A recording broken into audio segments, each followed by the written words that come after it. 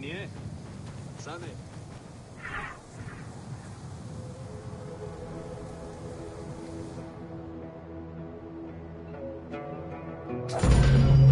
Welcome to The Riddles of the Sphinx.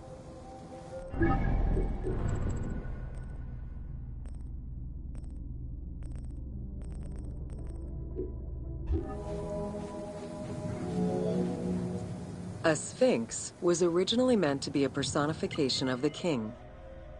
The human head, wearing pharaonic regalia, was fused with the body of a lion, thus sharing the qualities the powerful animal possessed, namely its power, the swiftness of its attack, and its majestic authority. By these very virtues, it was also considered a symbol of protection. Unsurprisingly, statues of sphinxes could be found along the dromas, protectors of the path taken by the gods to reach the temples.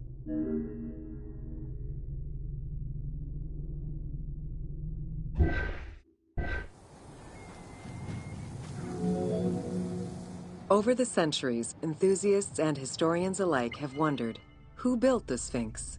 For what purpose? And who does it represent? These questions remain unanswered. Several theories do exist, however, some more credible than others. One theory supposes that Djedefre chose to pay homage to his father Khufu by building the Great Sphinx of Giza. The stone temple on the eastern face of the Sphinx would have been added later on by his brother and successor, Khafre, in order to strengthen the divine worship of their father. It would be the first Egyptian temple oriented with the sun.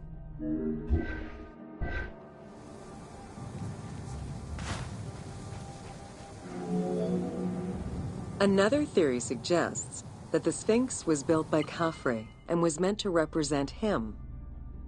The arguments to support this hypothesis are based on the fact that the limestone beds used for the main work of the Temple of the Sphinx are geographically and architecturally similar to the Valley Temple of Khafre.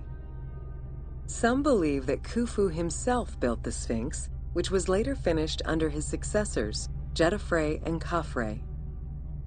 These arguments are based on the stylistics of the engraving, the typology of the nemes, and the absence of a beard at the time of construction.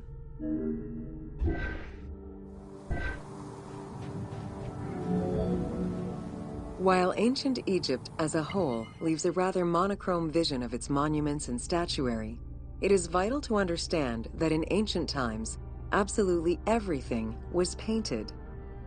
The sun, eating away at the pigments of the colors, the sand, the climate, and the implacable impact of time unfortunately destroyed the glorious colors of the Sphinx of Giza.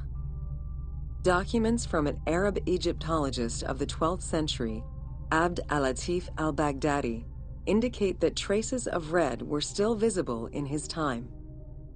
Today, however, the only color that remains are traces of red close to the ears of the Sphinx, as well as hints of blue and yellow on the nemes, traditional colors for that type of headdress.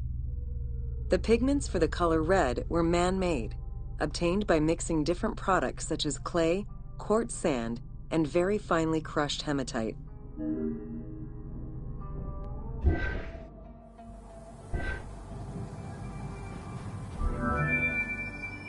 Red had a strong symbolism in ancient Egypt. It was both the color of life and the color of death. It could represent the sands of the desert or the brilliance of the sun.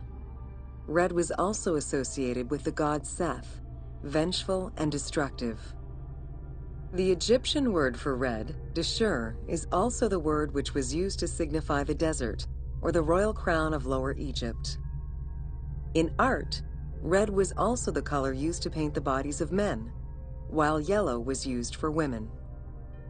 It is possible that there were also color restoration efforts during the Saite period about 600 years before Cleopatra's rule, as indicated by notes on the inventory stele, discovered in 1858 by Auguste Mariette. It is because of this that the team made the decision to display it with its full range of colors, even though the Sphinx's colors would have likely faded by Cleopatra's time.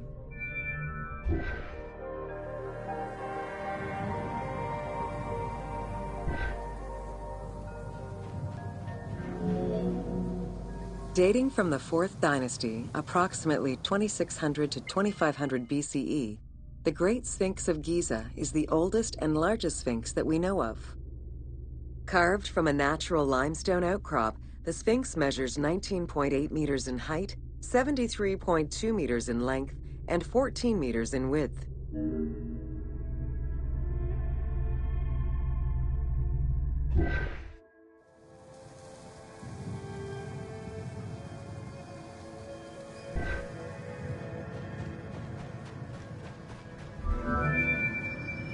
In order to bring polish to the imposing monument, several blocks of limestone were added after the initial construction phase. Since then, there have been numerous attempts at preservation. The polish present in the game integrates some aspects of modern restoration attempts. The team made this choice to present a more iconic version of the Sphinx of Giza to the player. Today, the Sphinx is called the Terrifying One.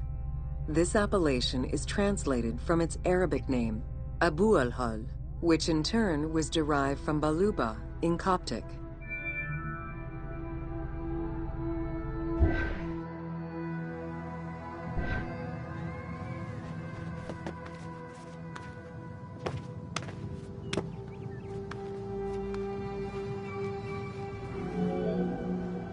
The Sphinx as a whole was carved in situ from a natural stone promontory. Its head was built in a limestone peak of the Mukattam Plate, and the body was sculpted in the underlying rock layer where it is located. The degradation of the Sphinx is due in particular to wind erosion and the different quality of limestone used in its construction. The level of sodium contained in the groundwater which abuts the stone is also a contributing factor.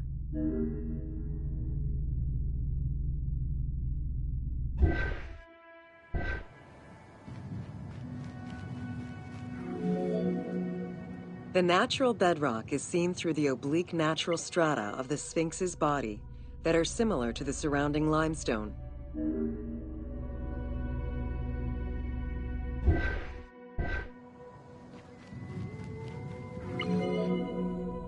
Since antiquity, people have always believed there was a hidden tomb deep within the Sphinx. It is thought that attempts to plunder the Sphinx began as far back as the First Intermediate period. Since then, numerous attempts to pierce the Sphinx's secrets have been carried out, leaving indelible scars upon the monument.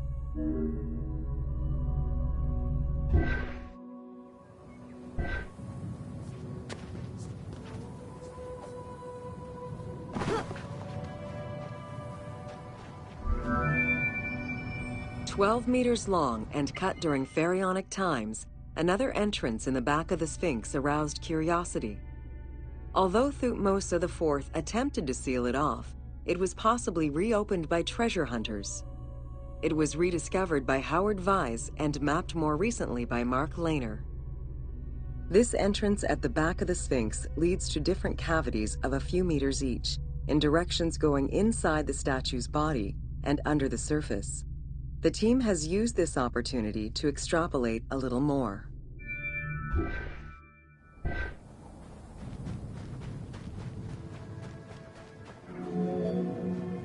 While there have been no major discoveries pertaining to the Sphinx of Giza in recent years, theories and hypotheses continue to emerge. Without validation provided by archaeological sources, however, they remain unsubstantiated.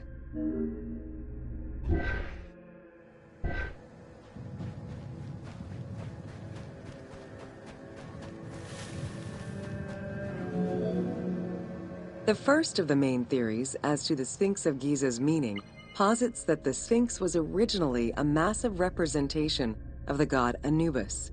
Its principal arguments are that the head of the Sphinx is disproportionate compared to the size of its body. The second theory believes that the representation of two sphinxes on the stela of Thutmose IV would indicate that another stone sphinx had existed on the site itself, possibly even in paired symmetry on the other side of the Nile. However, neither of these theories can be verified in any way.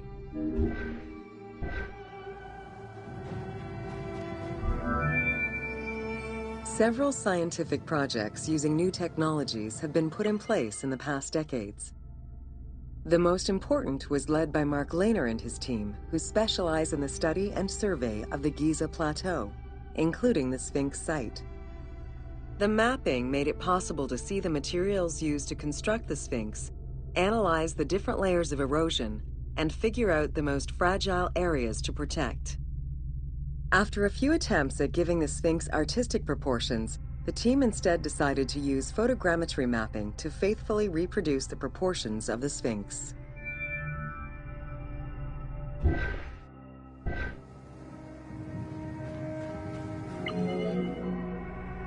What the Sphinx of Giza represented during its construction and how the Sphinx was perceived by the Egyptians of the New Kingdom are two very different matters. Originally a representation of the king imbued with the power of the lion, the Sphinx was eventually viewed as a direct representation of the Most Divine. It is theorized that kings of the New Kingdom believed that the Sphinx of Giza was the one who recognized and legitimized the ruler of Egypt. Thus, despite the fact the Sphinx of Giza was partially buried under the sand during his reign, Amenhotep II knew that the monument was of great importance.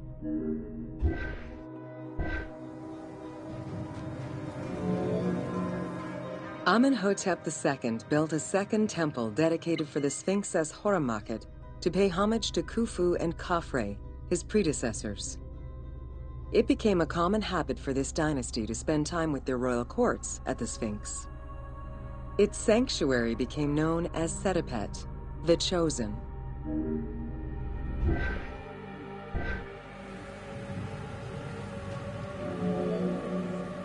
Egyptologist Mark Lehner believed that Amenhotep II built a statue of himself anchored between the paws of the Sphinx, likely to legitimize his reign, alongside a stela found by Salim Hassan.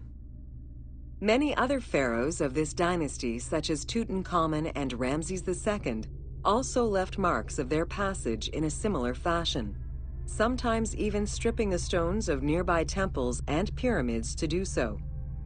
Amenhotep II's son and successor, Thutmose IV, was a frequent offender.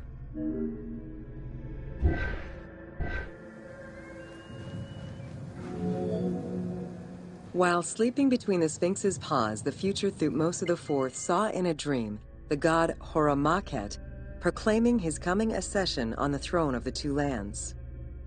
This was, of course, on the condition that he remove all of the sand covering the Sphinx, which stood guard as the personification of the god, and should thus never be engulfed by the sands of the desert.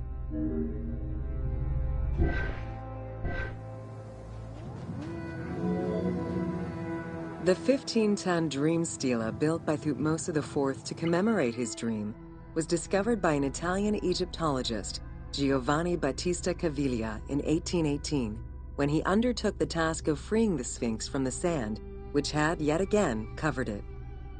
Caviglia was looking for an entrance into the structure of the Sphinx, but instead he discovered an open-air chapel and stelas between the paws. Ashes from a ceremony were still present. Protected by sand, they quite possibly were from the last ceremonies in Roman times.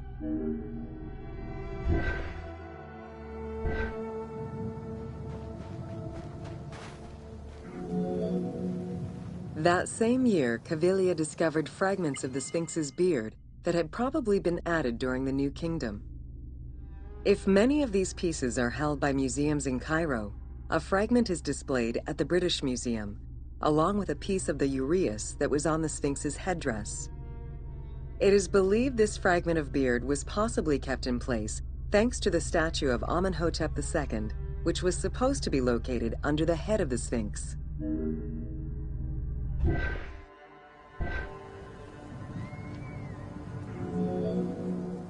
A popular cultural legend purports that the nose of the Sphinx of Giza was lost during the time of Napoleon Bonaparte to the cannon fire of French soldiers in training. However, engravings from before the time of that campaign already depicted the Sphinx without a nose, indicating that it had been removed before the French campaign.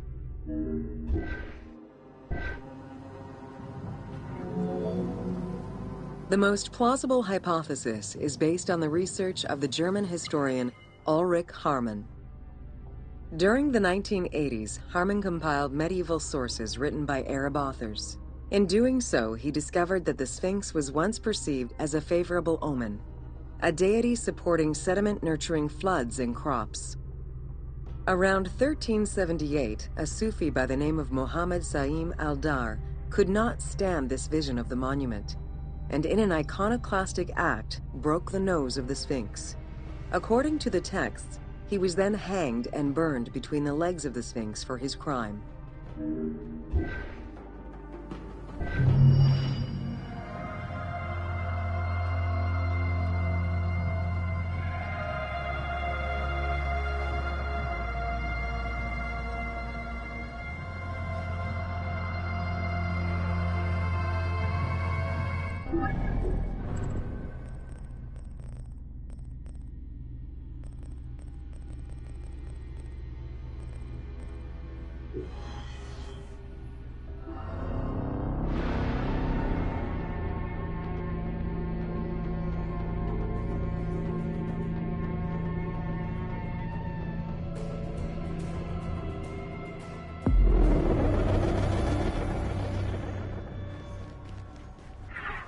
If you have some time, check out Alexandria. It's one of the greatest cities in antiquity.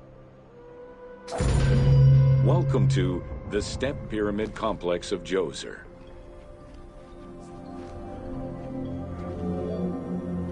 The Step Pyramid is at the center of an enclosed complex, comprised of temples, models of palaces, and artificial constructions, all built for the afterlife of Pharaoh Djoser. The funeral complex itself covers 15 hectares and is located on the highest point of the Saqqara Plateau. It's clear from the elaborate detail and scale of the complex that this was a technological marvel of its time. The only fragment of information regarding the design plans of the complex was discovered on a section of stone containing an architectural sketch of a vault.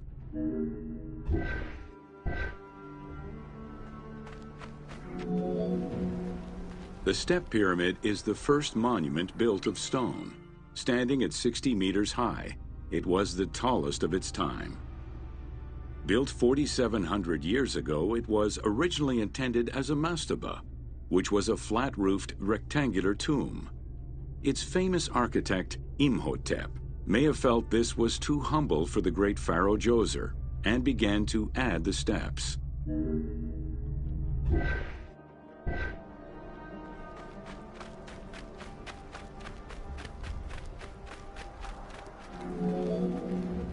The Step Pyramid complex is enclosed within a 1,600-meter-long wall that is 10 meters high. This large wall was made out of white limestone and oriented along the north-south axis.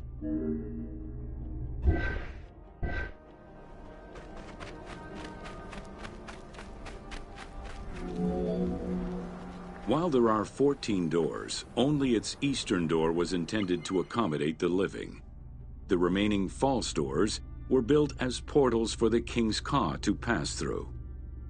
Along with false doorways, the walls were designed with bastions and steeples resembling a defensive wall. The positioning of these design elements suggest that they were related to the Hebsed festival.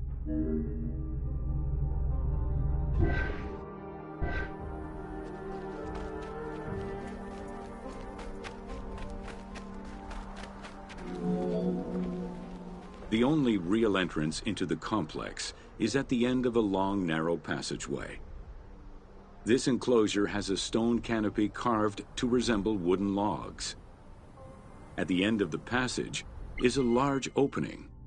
Meant to resemble a doorway, it has carved doors and hinges that are permanently open and immovable.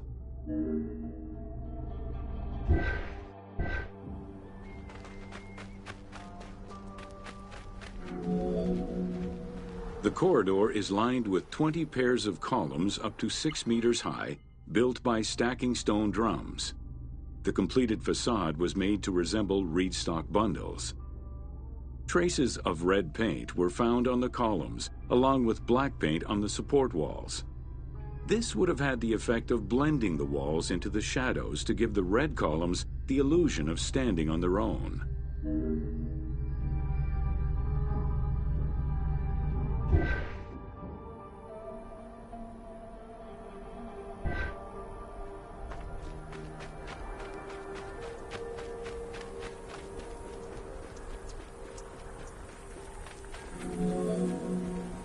Chambers are located on either side of the columns and are thought to be chapels representing the provinces of Upper and Lower Egypt. According to some Egyptologists, the arrangement of the rooms may be symbolic of jurisdiction and judgment.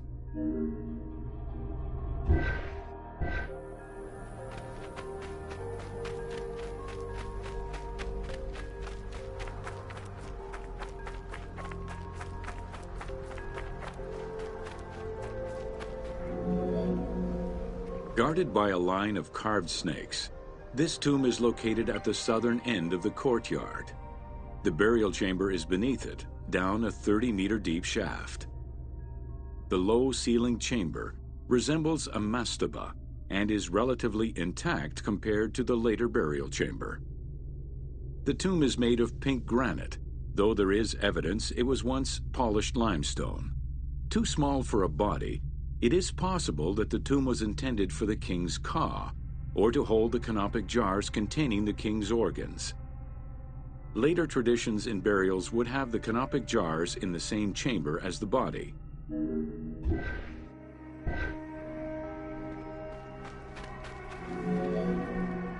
A polished limestone staircase leads west from the tomb to underground apartments. Some of these rooms were intended to accommodate the king and his family in the afterlife. Many large jars of pottery were found, including some that still had deposits of beer, milk, and oil inside them. The false doorways are decorated with reliefs of the king taking part in rituals. In these reliefs, he is seen carrying agricultural tools, running, and performing a ritual for the reanimation of the deceased.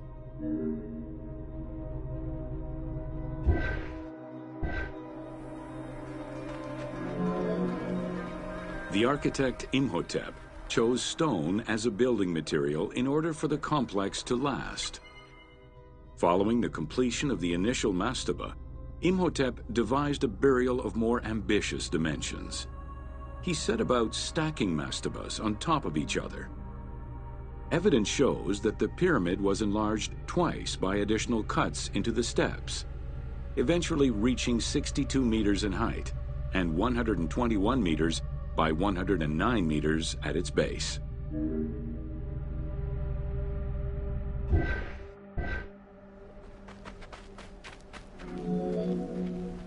A staircase allowing the pharaoh to enter the divine world was represented by a tiered pyramid, oblong in shape, completely enveloping the original mastaba. The pyramid itself is a solid structure. All of the chambers and tunnels are beneath the structure.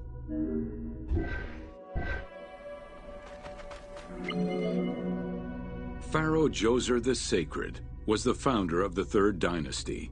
He ruled for 19 years. During his reign, he was known as Horus Nedjereket, divine of the body. He was given the name Djoser several centuries after his death as a sign of respect, and he is regarded as one of the greatest pharaohs of Egypt. An apocrypha was drafted in his name during the Ptolemaic period, 2,500 years after his death.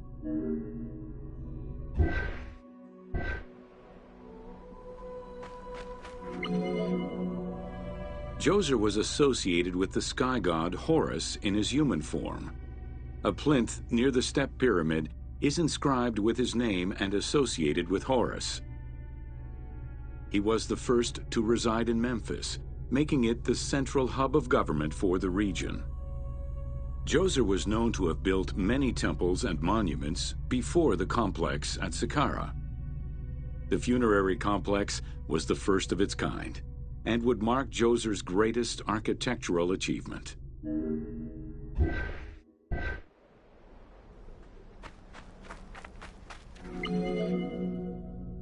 The funerary complex was built to resemble Djoser's palace, with the stone carved to imitate mud brick, trees, and reeds. Creating these details and softer textures in hard stone would have been a time-consuming, labor-intensive task.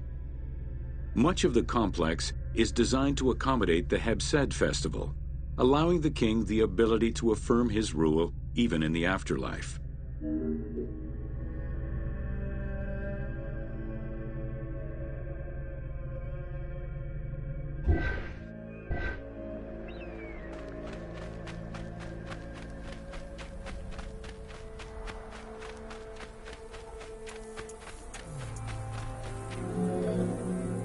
In the corner is a temple referred to as T. This temple is among the most mysterious structures in the complex. Its outer facade is plain, while inside it is decorated with intricate jed pillars and carvings.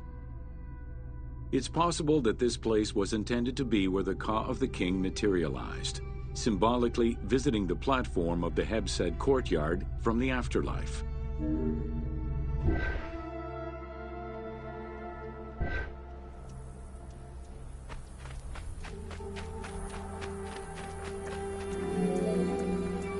The Hebsed festival enabled the pharaoh to maintain universal order and renew godly powers. Through a series of trials and religious rites, such as dance, offerings, and visiting the sanctuaries of various deities, the ruler's vital force and divine nature was confirmed. The celebration was meant to represent the ruler's jubilee and would take place every 30 years, though the deadline was not always followed. The earliest known ritual dates from the First Dynasty.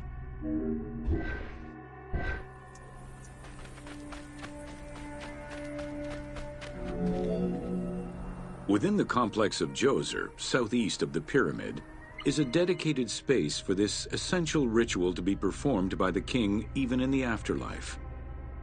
The Hebsed courtyard is lined with false chapels and equipped with a platform featuring 2 staircases meant to represent Upper and Lower Egypt.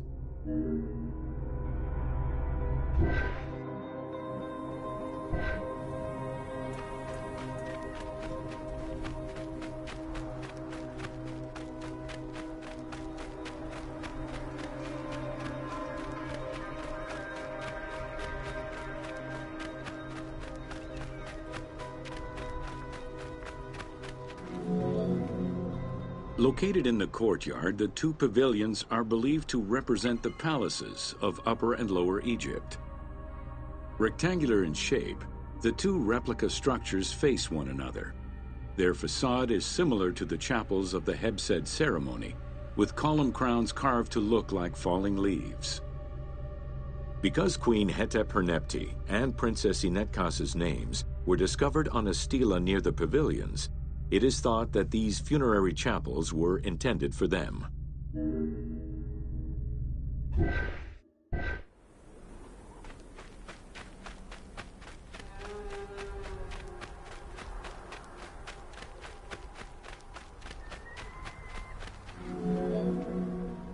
The funerary temple is on the north side of the complex, facing the stars where the deceased ruler was believed to travel after death.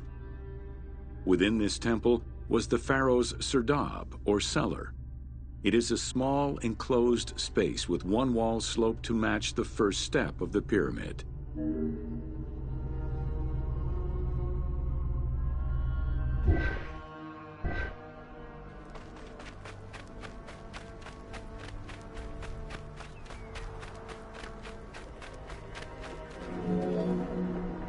The north wall has 2 observation holes. A statue of Djoser is seated on the throne, wearing a mantle and a tripartite wig with a crown known as a Nemes. Representing the king's Ka, this statue looks through the observation holes into the courtyard, enabling the king to observe the ceremonies and receive offerings in the afterlife.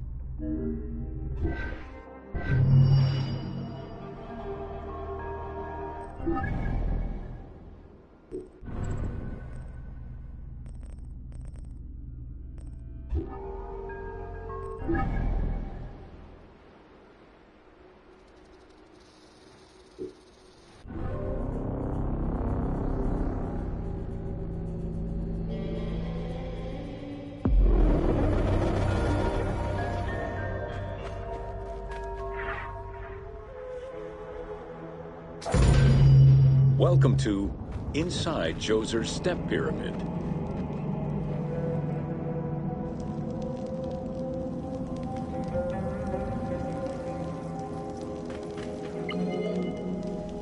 The architect of the Step Pyramid, Imhotep, was a man of great importance to Pharaoh Djoser and ancient Egyptians in general. The base of a statue of Djoser, discovered in 1926, celebrates Imhotep as a carpenter, sculptor, stonemaker, and chief of the seers. Little is known of Imhotep's day-to-day life. While he is credited for writing medical texts, it is for his role of architect that he is most famously known.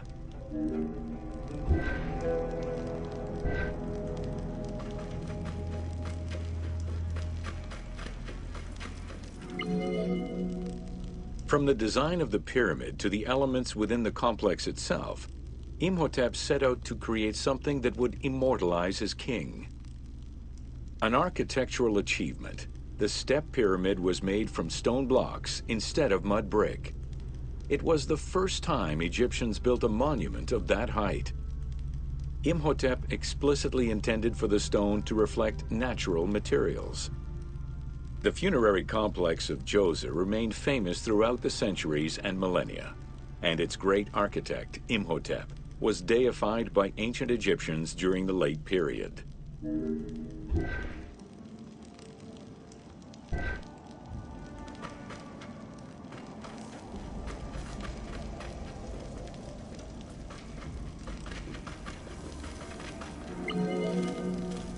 In addition to the central subterranean palace built for Djoser, 11 wells were dug.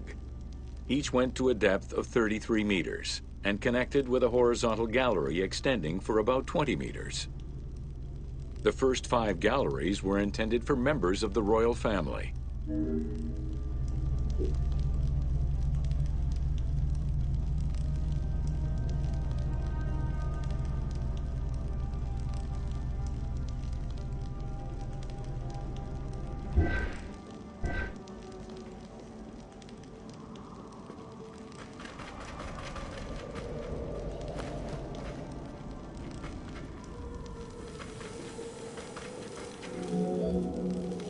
Two passages lead underground and branch off in 3 directions to various magazine galleries.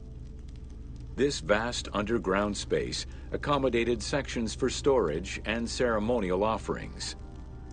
One of the tunnels, starting on the east side of the pyramid, contained 40,000 stone vessels, many of them belonging to the king's ancestors.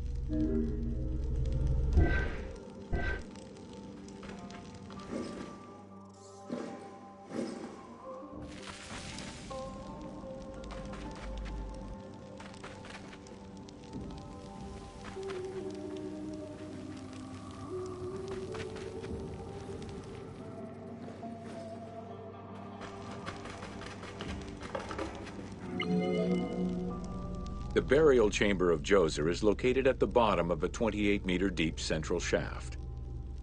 According to Egyptologist Jean-Philippe Laure, the chamber was originally made from polished blocks of limestone, while its ceiling was decorated in 5-pointed stars.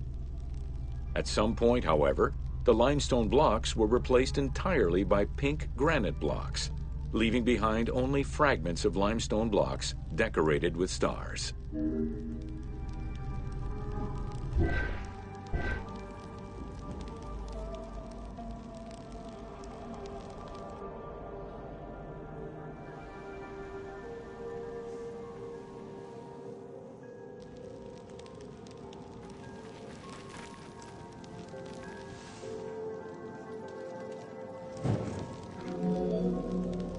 At the foot of the chamber are many tunnels going in all directions. This maze of tunnels, galleries, and chambers stretches over 5 kilometers. There are a number of dead ends and false doors. They may have been intended for the afterlife, rather than to fool thieves.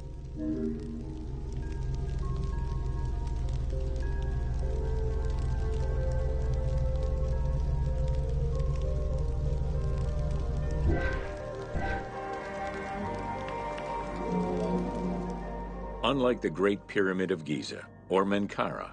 The Pyramid of Djoser does not have any extra openings dug out by thieves. There was no need for them. Because of the easy access into the tunnels and along the corridors, thieves had little trouble clearing out the temples once inside. It is unknown when the mummy of Djoser was stolen. All that remained was a left foot, found by French Egyptologist Jean-Philippe Lauer in 1934. This architect, who devoted his whole life to meticulously exploring the complex, believed it belonged to Djoser.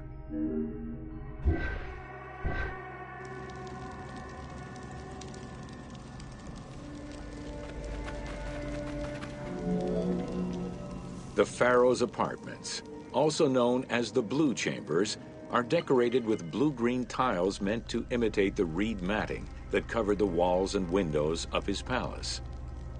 The stone is carefully curved and painted to look like the rolled mats of open doorways and curtains.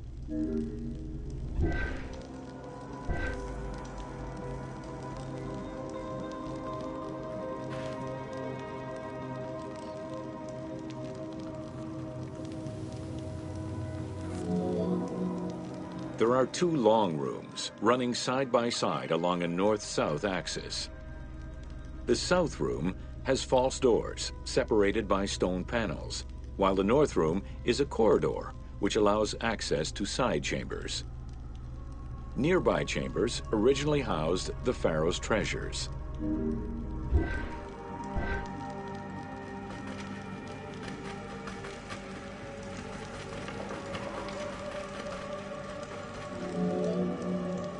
The door frames are made of fine limestone and carved with the king's name.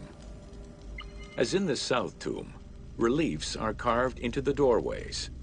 These reliefs show the king performing rituals and visiting divine sanctuaries for all eternity. Their interiors are fictive additions made by the team to add to the wonders of the tomb. It is clear from the elaborate detail and scale of the complex that this funerary monument was a technological marvel of its time. You can use a mount to cover long distances quickly.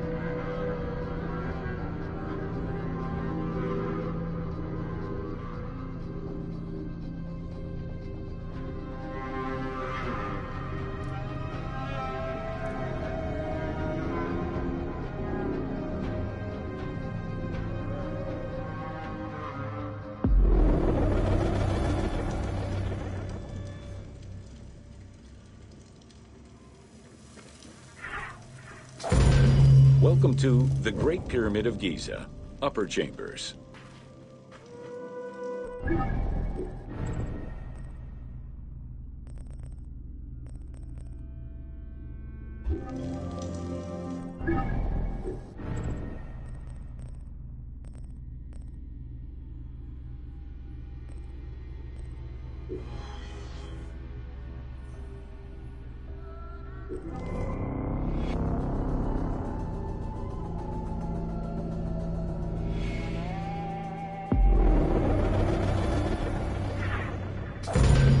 Welcome to Secrets of the Great Pyramid.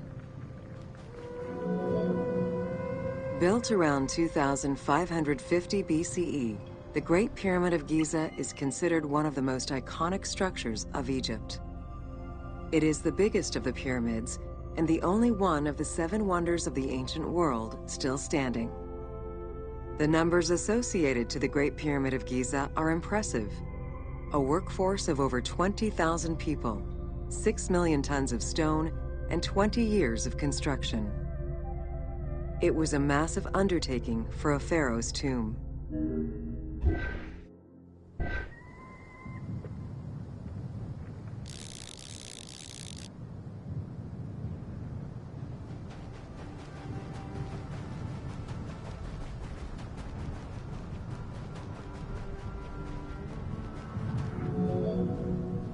The construction of the Great Pyramid was also a display of power and opulence on the part of Khufu. It is part of the pharaoh's vast funerary complex, which also includes 2 temples, 3 satellite pyramids, a causeway, and a builder's necropolis. We can guess that the intent behind the construction of these monuments was Khufu's way of declaring himself one of the most powerful pharaohs to rule a unified Egypt.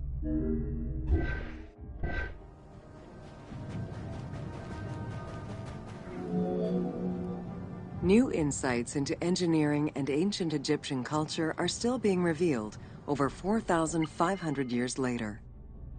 For example, a recently unearthed papyrus offers a glimpse into the life of a tradesman at the time of the pyramid's construction. Also, a logbook belonging to a team leader during the building gives details on the craftsmen, their work schedules, and the raw materials required.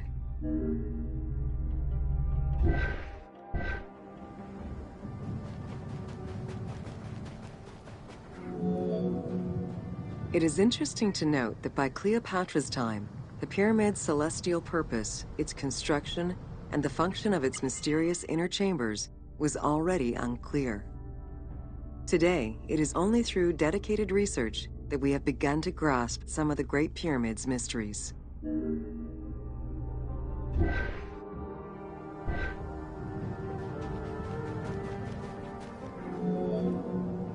The Egyptians had polished their design for centuries by the time work on the Great Pyramid began. Intended as a tomb for Khufu, the Great Pyramid's structural design has been considered to be nearly perfect by engineers and historians ever since.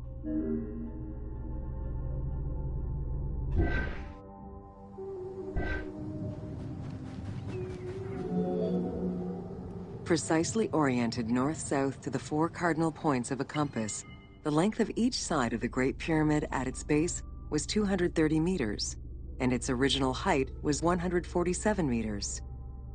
The pyramid is a mere 0.05% error away from being a perfect square.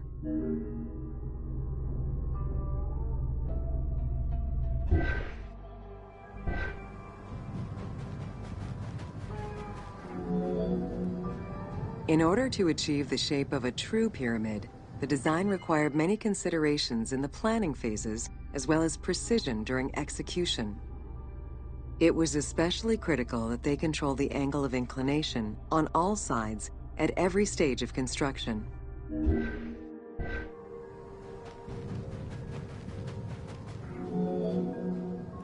Materials for the Great Pyramid consisted of quarried limestone blocks, weighing between 2 to 15 tons each. The methods of moving these blocks into place is still debated by architects and Egyptologists. The precision of its design in an age with only soft metal tools, as well as the enormous scale of its construction, make the Great Pyramid one of the most impressive feats of human engineering.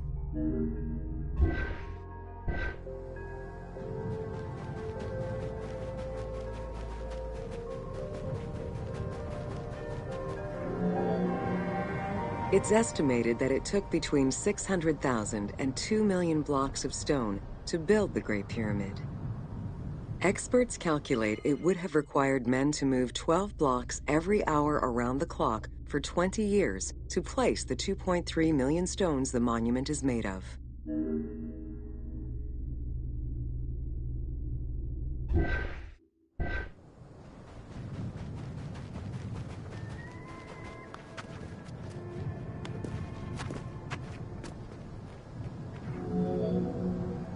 While the interior chambers were built with red granite from Aswan, most of the pyramid was made from local limestone, weighing between 2 to 15 tons per block. There is debate on how the pyramid stones were moved into place. Recent research is exploring the idea that it was built around a large interior ramp.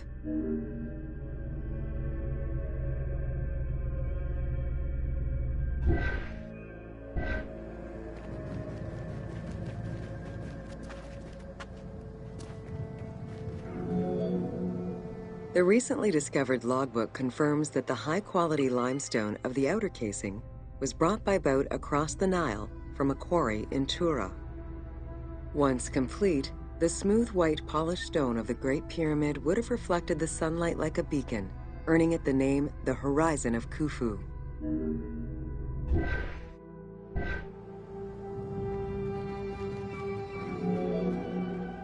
Over the centuries, thieves and travelers attempted to access the Great Pyramid numerous times. Ancient writings describe details of its interior, proof that some made their way within, though who gained entrance first and when is unknown.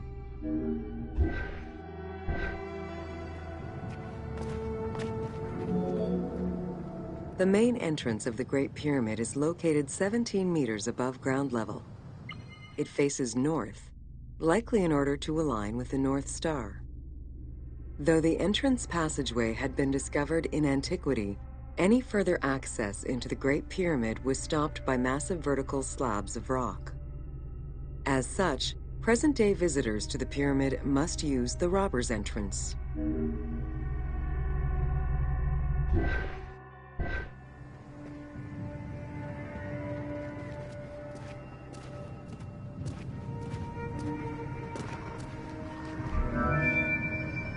The Robber's Entrance is reported to have been opened in the 9th century by Caliph al-Mamun. In search of treasure, the Caliph had his men dig their way inside the Great Pyramid. The most likely scenario is that they enlarged a corridor which had been created by tomb robbers during antiquity. As such, this is how the team can justify access to this wonder.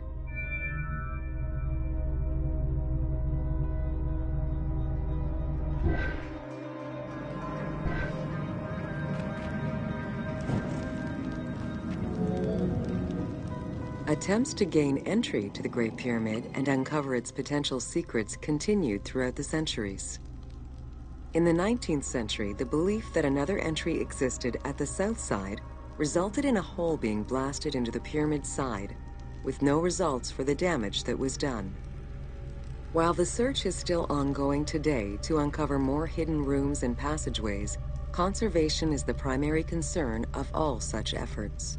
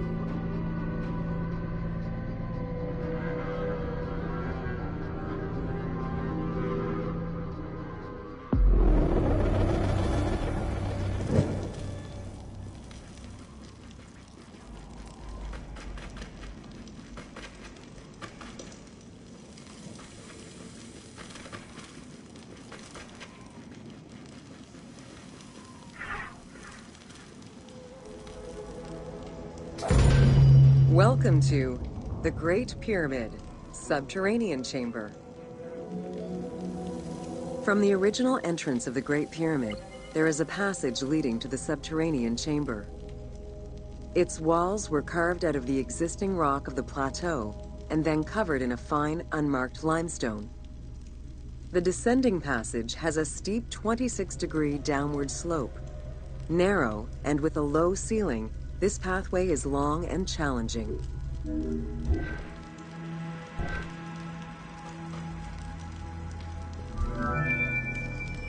While the original passage was 145 meters long, the team reduced its length and made it both wider and higher.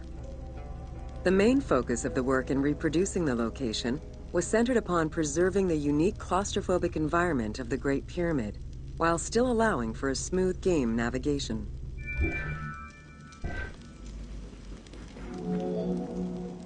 The well shaft was a 58-meter vertical passage that connected the descending corridor to the grand gallery above.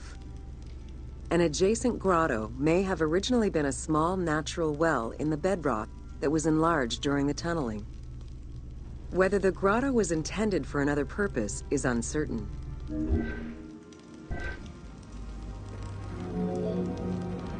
There is much speculation over the purpose of the well shaft.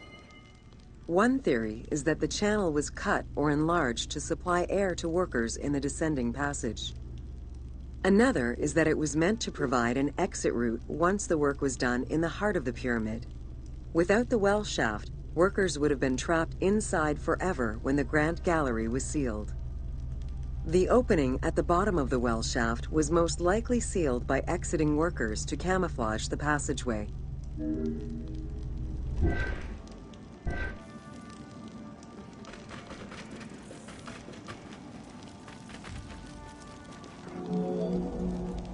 There is a subterranean chamber at the end of the descending corridor, 30 meters below the Giza Plateau's surface. Dug directly into the bedrock, the space is wide with a ceiling 3 meters in height.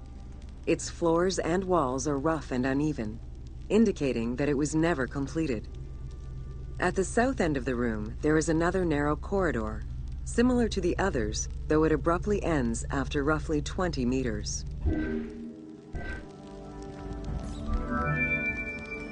The chamber also contains an 11-meter pit near the east side.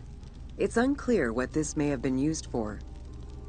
In the game, this well leads to a fictive underground complex containing key game-related mysteries.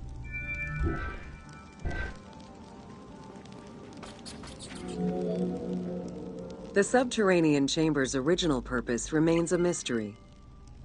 One popular theory is that it was originally meant to be Khufu's burial chamber, but the pharaoh changed his mind, preferring to be buried higher up in the pyramid, which would explain the chamber's unfinished state.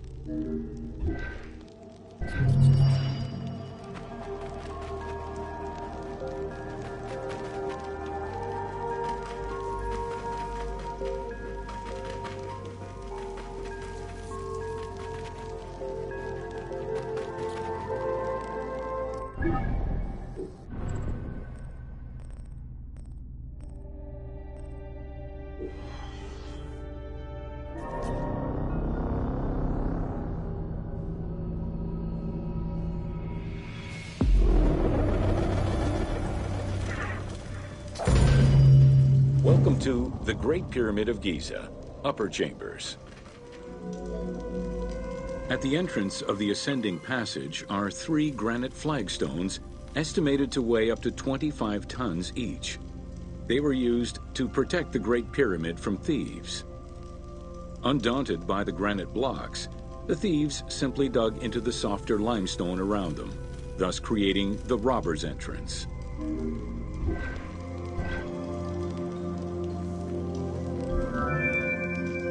While in reality the robber's entrance is one single cavity which leads to both passages, in the game, the team created individual accesses to either passage. As such, in the game, one entrance leads to the ascending passage, while another leads to the descending passage.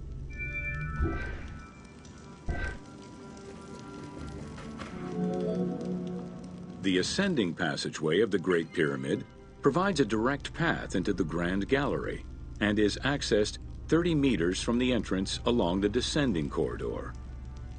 Both corridors have similar dimensions and are designed with the same 26-degree incline.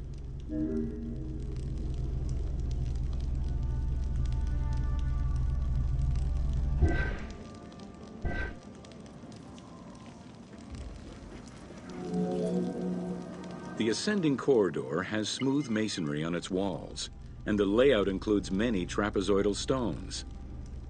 Both the floor and ceiling of the passageway indicate that the passage was enlarged, possibly during or after the funeral, to allow workers room to move granite blocks meant to plug the corridor.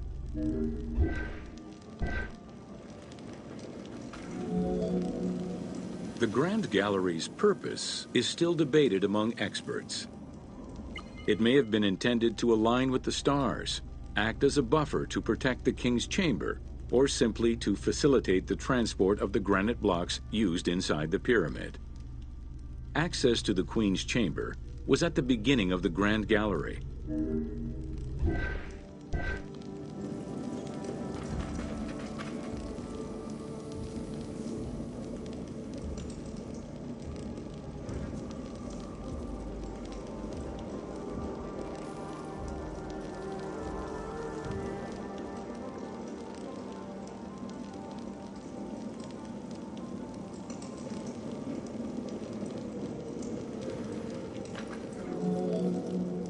Though this room is referred to as the Queen's Chamber, it is believed that there was no queen buried here. Based on their knowledge of earlier pyramids, Egyptologists believe it was more likely intended as the king's serdab, a chamber meant to contain the Ka statue, which would in turn house the king's spirit.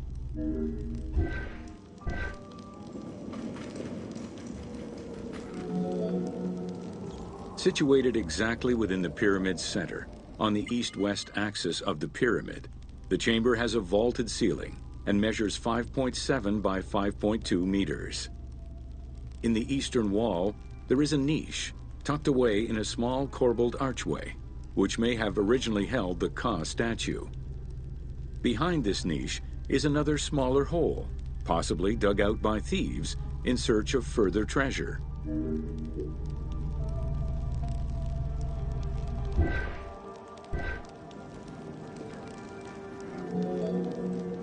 In the 19th century, two shafts were found running through the north and south walls.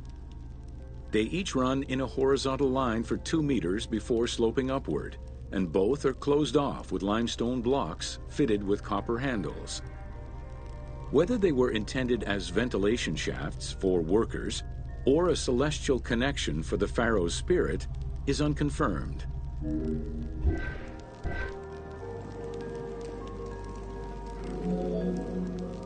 A recent scan of the room indicated the presence of an unknown cavity hidden behind the north face of the walls over the descending corridor. Further investigation is still ongoing to ascertain the nature of the anomaly so as to avoid risking damage to the monument.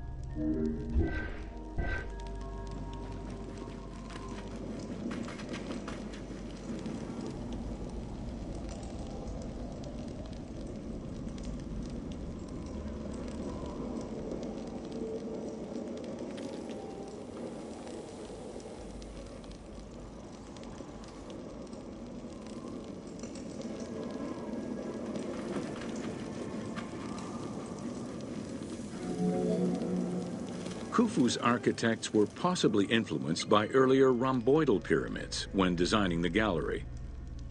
It is the longest corbelled vault ever built, measuring 47 meters long and 8.6 meters high. The walls were made to taper inward, allowing for better distribution of weight. As a result, the ceiling measures just over 1 meter wide at its highest point. Though this construction technique is present in other pyramids, few have the same precision and stability.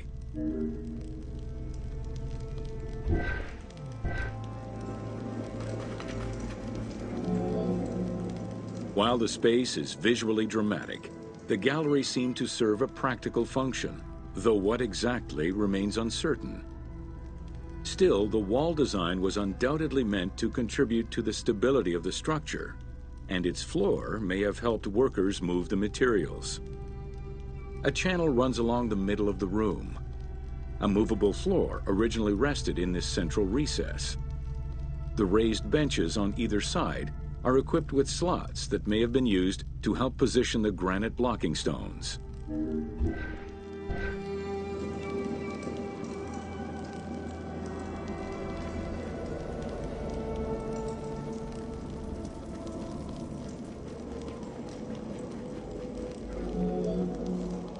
At the end of the Grand Gallery is the entrance to the antechamber leading to the King's Chamber. Directly above, there is another narrower horizontal passage that connects to the top of the King's Chamber and allowed the workers access to the weight relief rooms.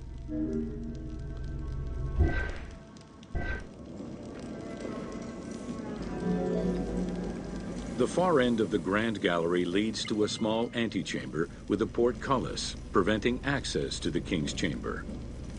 The portcullis was composed of 3 separate granite slabs. They were designed to be lowered into place and seal the chamber after the burial of the king. The grooves dug out to hold the slabs in place are still clearly visible to this day. The elaborate locking system was composed of a series of grooves for the ropes and pulleys that dropped the stones into place like the notches on a key.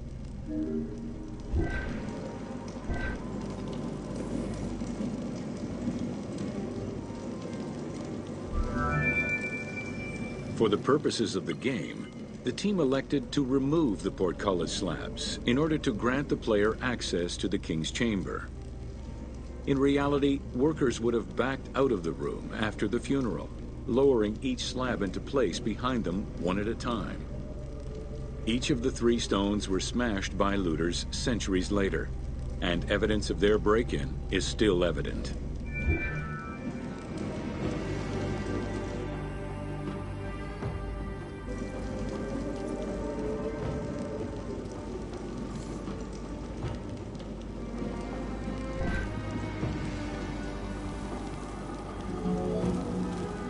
The King's Chamber is built entirely out of red granite.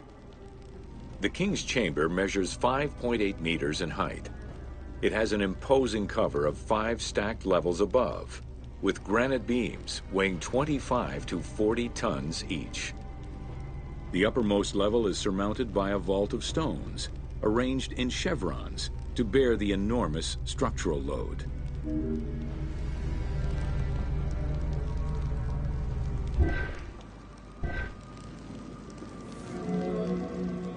As in the Queen's Chamber, 2 shafts extend out from the room towards the north and south faces of the pyramid. They measure nearly 64 meters until they are blocked by copper-handled granite plugs. Some experts in the culture of the Old Kingdom believe that the shafts were thought to lead the king's soul to the stars, with the incarnation of the pharaoh as the god Ra, represented by the northern well, and the god Horus by the southern well.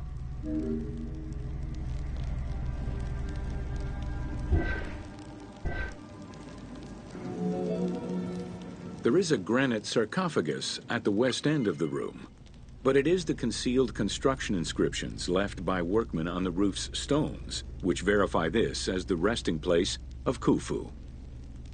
The sarcophagus was recorded as being empty when it was discovered, and its design indicates that there was once a lid in place. It's possible that this sarcophagus is only a cenotaph in memory of the pharaoh, but was never actually meant to receive the body.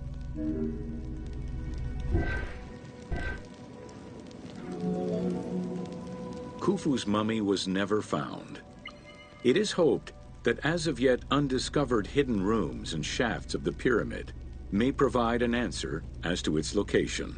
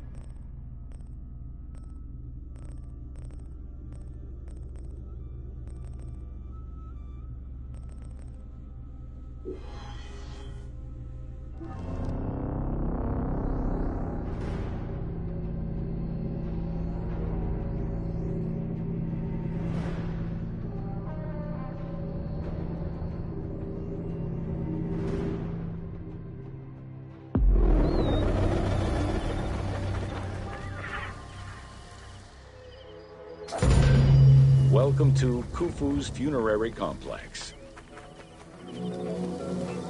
The Valley Temple was the first architectural component encountered when one entered the funerary complex. It was considered the official entrance of the tomb and mixed the structural components of both a temple and a portico. Khufu's Valley Temple shows evidence of a basalt pavement, letting us know where the portico portion of the structure was located. Such a partition is believed to symbolize both the subterranean and solar aspects of the afterlife.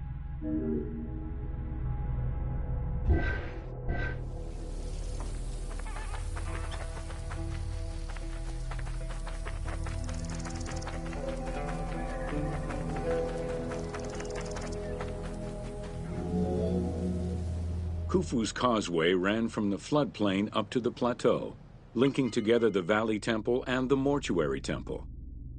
A traditional causeway presented itself as a paved path, enclosed by walls and often roofed.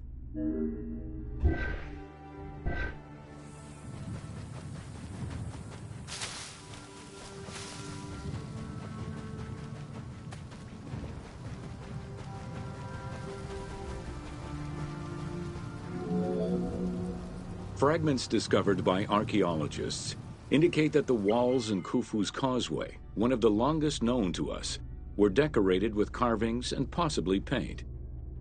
Depictions show a great variety of themes: stars on the ceiling, accompanied by scenes of battles on the walls. Other engravings depicted the creation of the complex by illustrating craftsmen at work.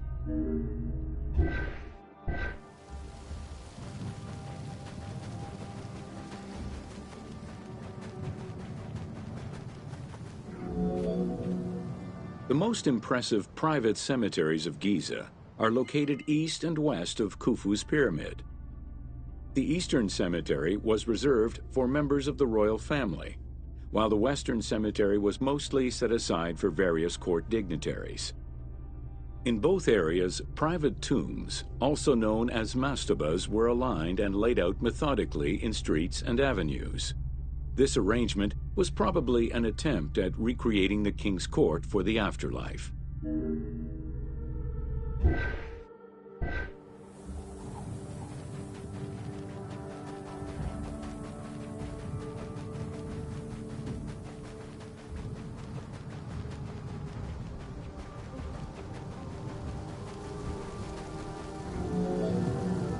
To the east of Khufu's pyramid reside three smaller constructions, the three Queen's Pyramids. A sloping passage led from the ground surface to a burial chamber, cut out of the bedrock and lined with masonry. If it seems quite certain that these monuments were intended for Queen's burials, the identity of the original occupants is hard to assess.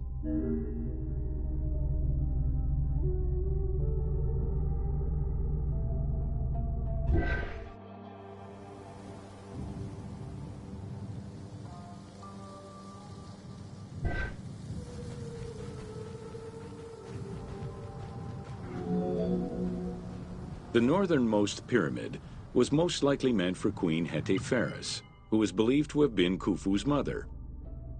However, in 1925, her actual tomb was discovered nearby by accident. It was hidden at the bottom of a deep masonry pit in an underground chamber. Within the concealed chamber, Egyptologists discovered the most complete royal funerary equipment, dating from the Old Kingdom, though her body was missing.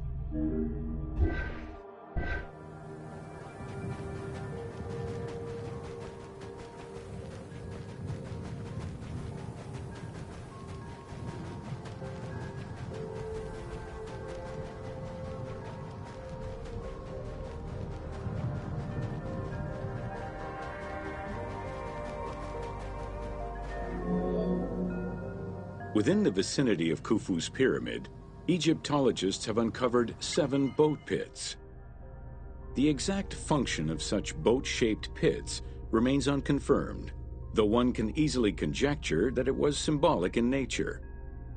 The boat pits being located at the eastern side of the pyramid, at the precise spot where the resuscitated king was supposed to reappear, could constitute evidence to support such an assumption.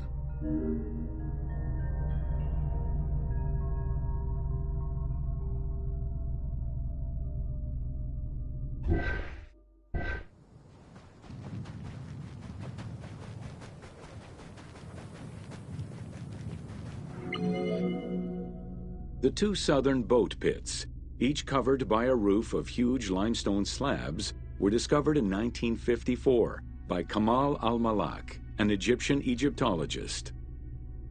Only one of them had been opened.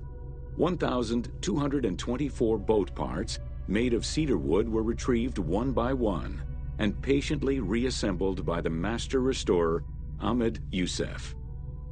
This process took 28 years. Youssef worked by following lines of mortise and tenon joints and by stitching parts together with vegetable ropes, all in order to keep the design as authentic as possible.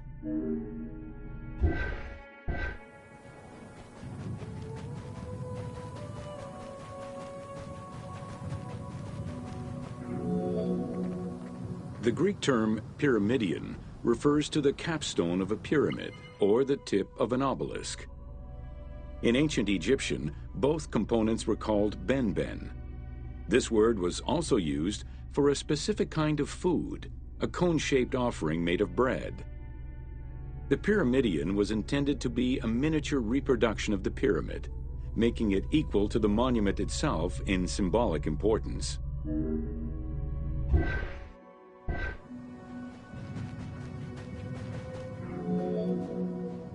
A few pyramidia have been retrieved from pyramidal complexes. The earliest, found in Dashur, is undoubtedly a good example of Old Kingdom's pyramidia. It is made of limestone and has no inscriptions. Some engraved pyramidia were recovered from private funerary chapels. Their inscriptions all related to the solar symbolism of the Benben.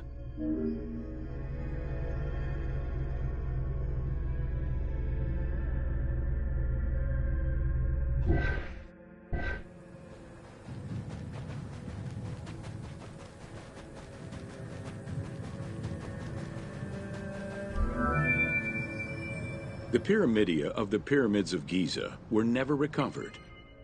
The reconstitution you see in the game is fictive, incorporating a golden pyramidion bearing inscriptions relevant to Khufu.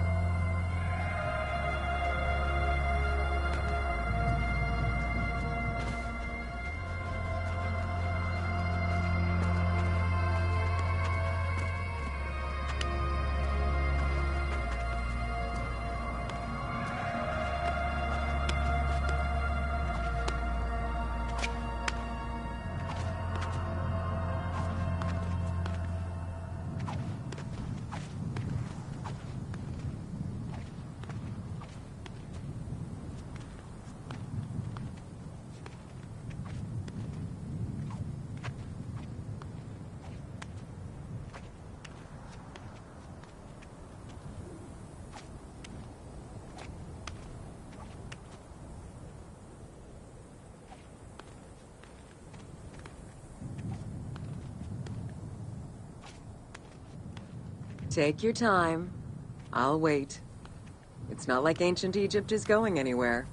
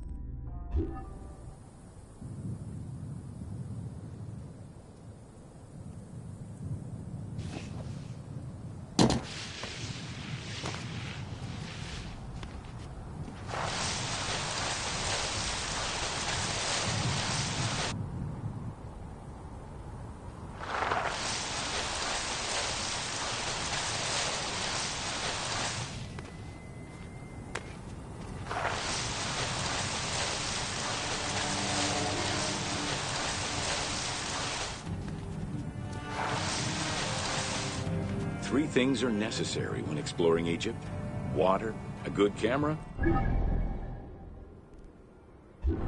and an omnipresent voice coming from nowhere.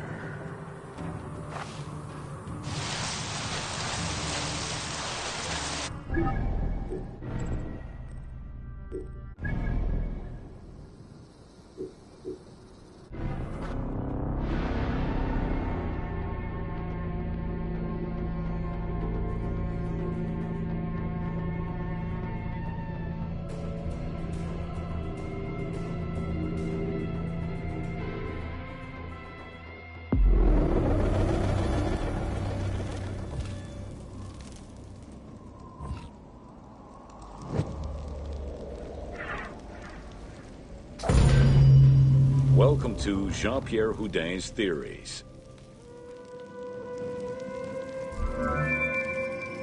The team wanted to provide players with a sense of exploration and discovery, particularly within the Great Pyramid. As such, a decision was made that the internal design of the monument in the game would reflect Jean-Pierre Houdin's theories. While the antechambers of the King's Tomb have yet to be discovered, Houdin posits that this is merely due to a unique design, placing the pharaoh's tomb at the center of the pyramid. The entire tour you are about to take was designed along Houdin's hypotheses.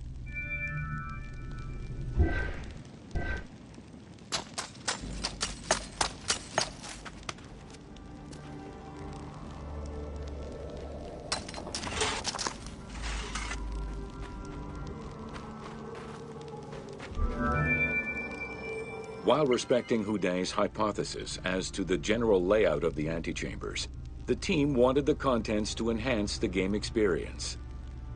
In regular royal tombs, the antechambers were filled with all the material goods needed by the pharaoh in the afterlife. To support the feelings of discovery and awe, the art team created a unique and fantastical treasure in this second antechamber.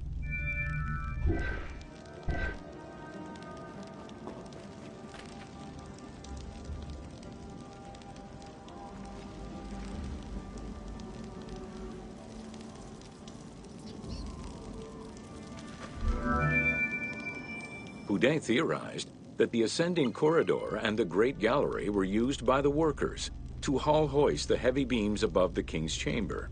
He called it the service circuit. The corridor you are in now was created by the team following Houdin's theory and is referred to as the Noble Circuit. It is through this corridor that the wooden sarcophagus containing the pharaoh's mummy would have been transported to its final resting chamber.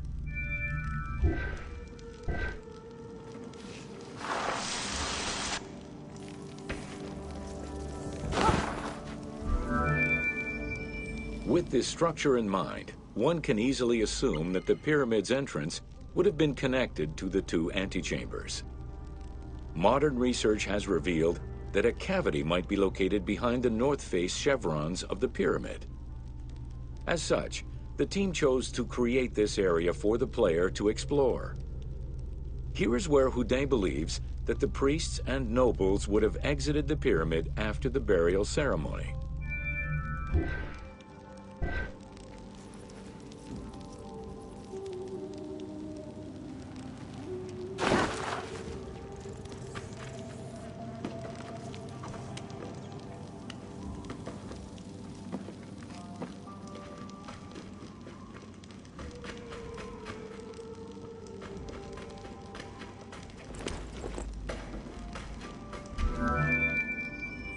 Many theories regarding the construction of the Great Pyramid rely on the usage of external ramps.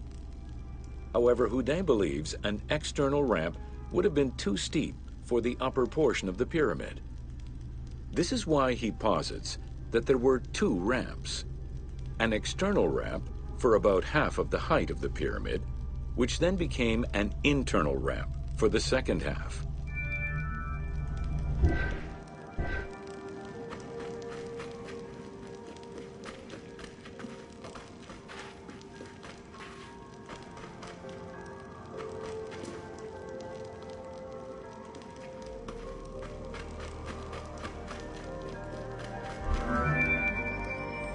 Houdet's theory states that this internal ramp followed the sides of the pyramid in an ascending spiral pattern.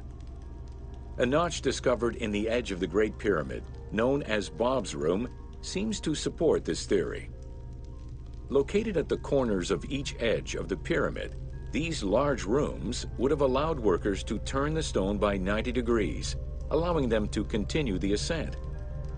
The team chose to create rooms such as this one, bringing Houdet's hypothesis to life.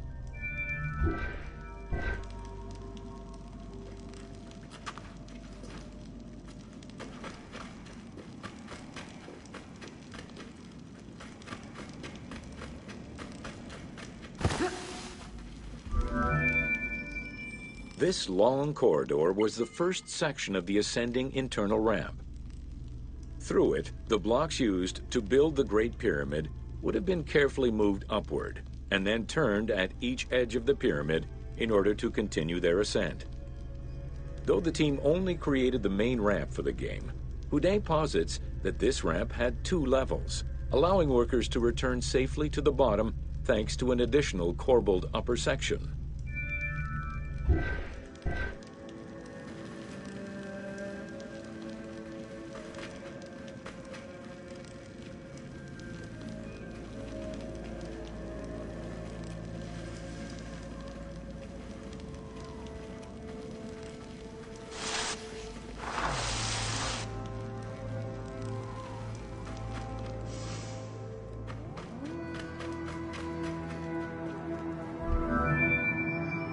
According to Houdet, the start of the inner ramp was located at the base of the southeastern face of the pyramid.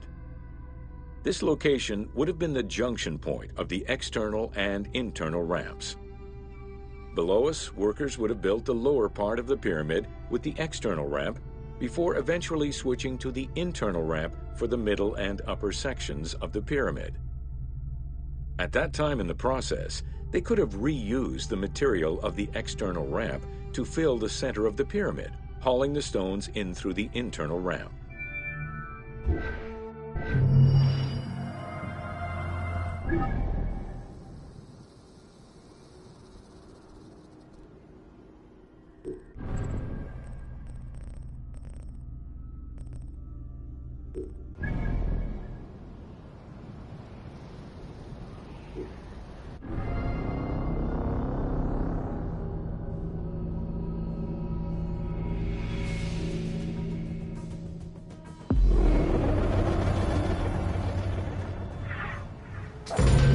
Welcome to Khafre's funerary complex.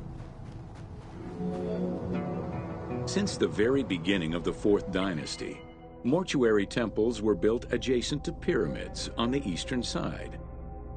Such a location, facing the rising sun, as well as the world of the living as a whole, held an important symbolic meaning, for it was within the mortuary temple that kings were revived through daily rituals.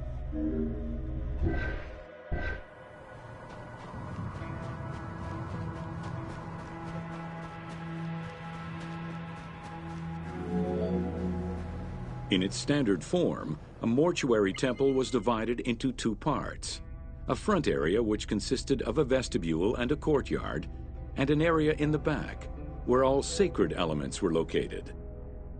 The back of the temple incorporated several essential features, including an inner sanctuary with a false door, which allowed the soul of the pharaoh to travel between the world of the dead and the world of the living.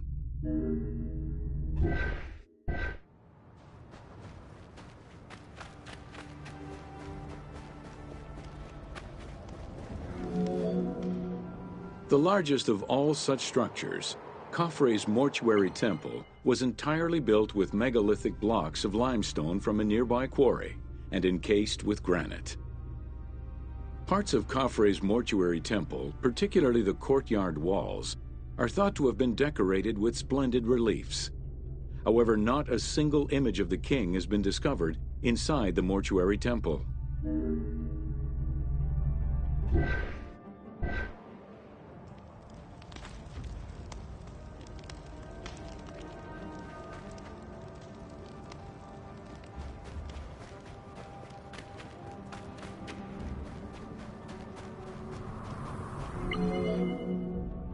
Khufu's direct successor, Jedefre, followed the custom which required each king to establish a new site for their funerary accommodation, and chose Abu Rawash as his last resting place. When the time came to build his own funerary complex, Khafre, also one of Khufu's sons and the successor to Jedefre, broke with tradition and returned to Giza. Not only did Khafre thumb his nose at tradition, but he did so in a way which he hoped would allow him to overshadow his father's most important monument.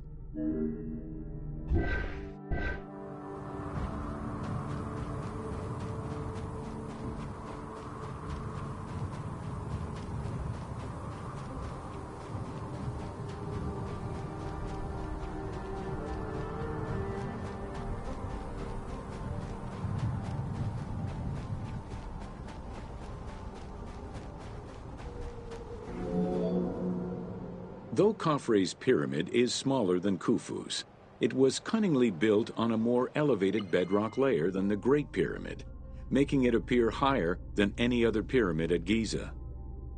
Today, Khafre's pyramid is the only one among the three at Giza that still has the upper part of its limestone casing.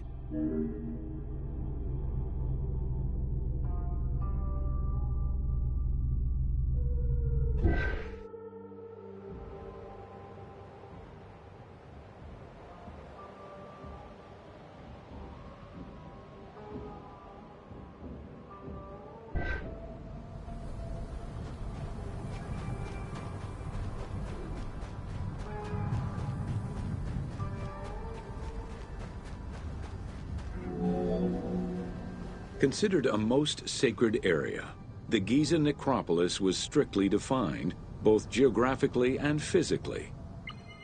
An 8-meter-thick Tura limestone wall completely surrounded the Great Pyramid. The only way inside would have been through the mortuary temple.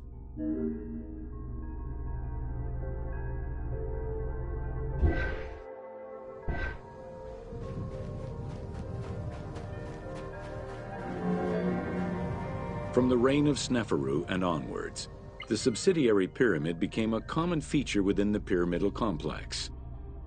The function of the subsidiary pyramid, however, smaller in size and in height than the royal tomb, remains unclear, though some believe that it was meant to house the ka of the pharaoh.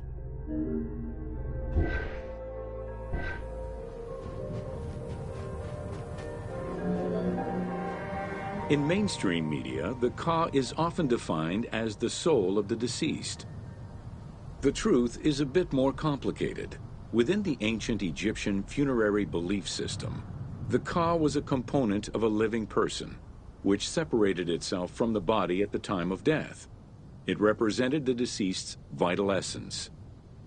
In order for the deceased to ascend to a new life, whether in this world or the next, the ka had to be embodied in a statue, and its existence maintained through offerings and rituals.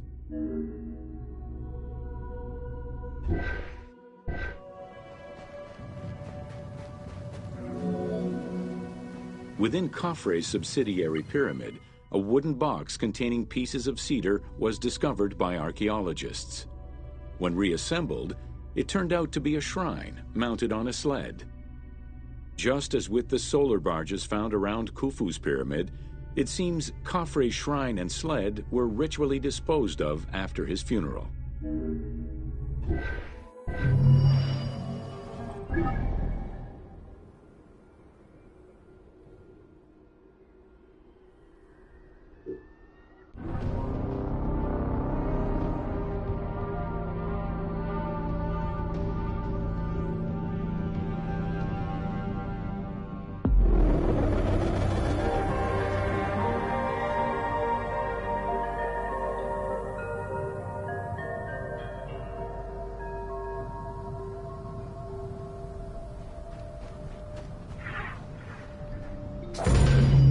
Welcome to Menkaura's funerary complex. The dimensions of Menkaura's pyramid are much less grandiose. However, unlike its predecessors, Menkaura's pyramid shows a great deal of complexity in its internal and external finish. The outside was partially covered in red granite, while the internal walls were richly decorated. This latter innovation would not catch on until the end of the 5th dynasty, when pyramid texts began to adorn the walls.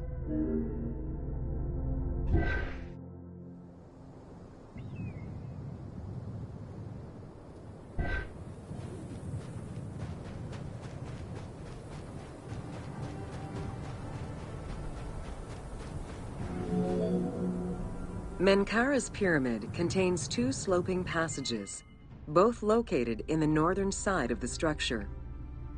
The upper one was abandoned during the construction phase, whereas the lower one, slightly above the base of the monument, constitutes the real entrance. The lower passage leads to a first room, which, for the first time since the reign of Djoser, is decorated with engraved false doors.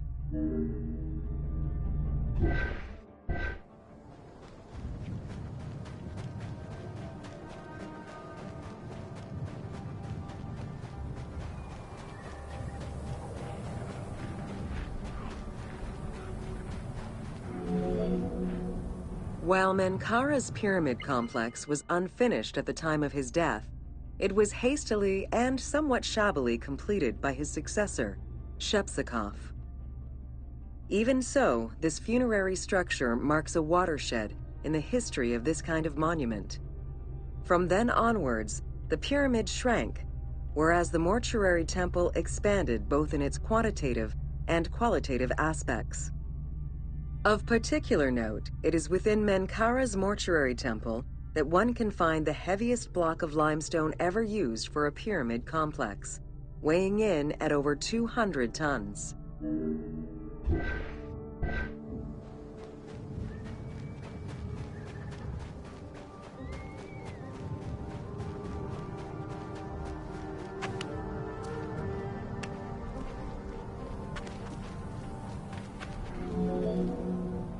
Menkaura's causeway was completed in mud brick by the king's successor, whereas the lower part was nothing more than a simple ramp.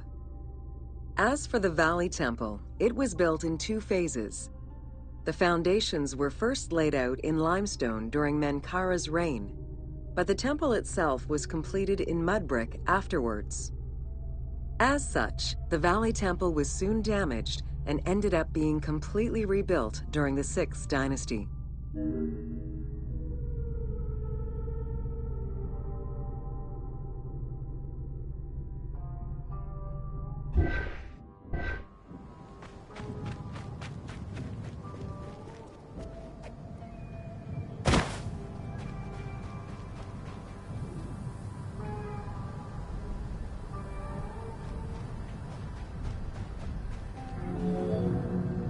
Three small structures, referred to as Menkaura's Queen's Pyramids, were erected along the southern side of the main pyramid.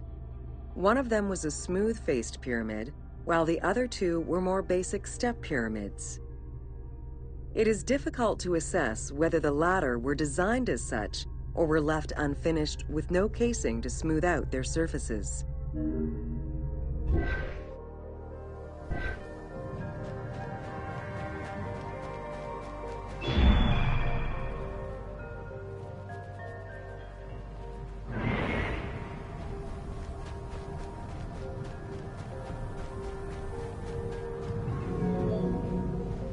The easternmost pyramid was built with the traditional rooms and corridors found within a satellite pyramid meant to house the king's Ka. However, a granite sarcophagus was found within, leading to the conclusion that it was used as an actual tomb rather than as a symbolic cenotaph. Drawing on these observations, some assume that this pyramid was first built as a satellite pyramid for the king's Ka, before seeing its purpose change to that of a queen's tomb. Which queen, however, remains a mystery.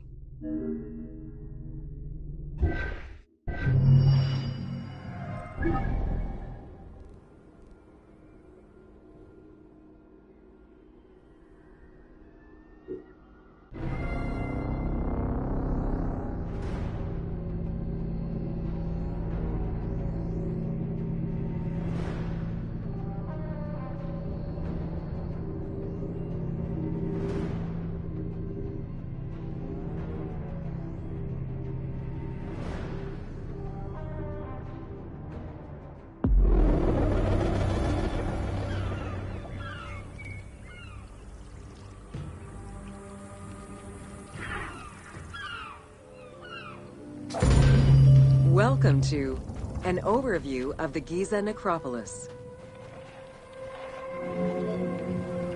The Giza Plateau is located on the west bank of the Nile and was considered by ancient Egyptians as the domain of the dead. The pyramidal complexes found there were built over the span of 3 generations, during the reign of Khufu, Khafre, and Menkaure.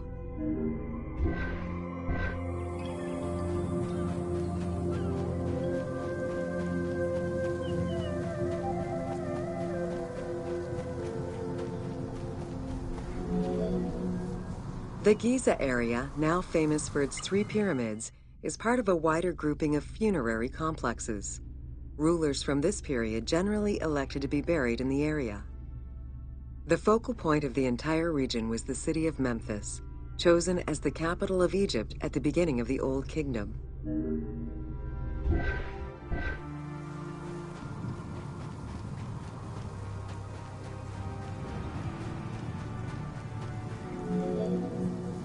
The placement of the Giza monuments, and particularly that of the pyramids, followed a practical yet strict alignment.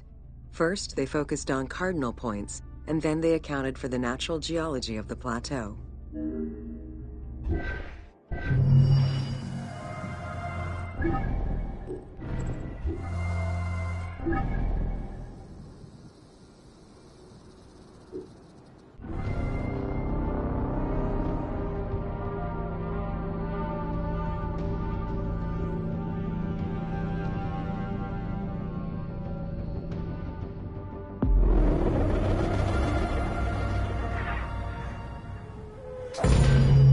Welcome to the origin of the pyramid.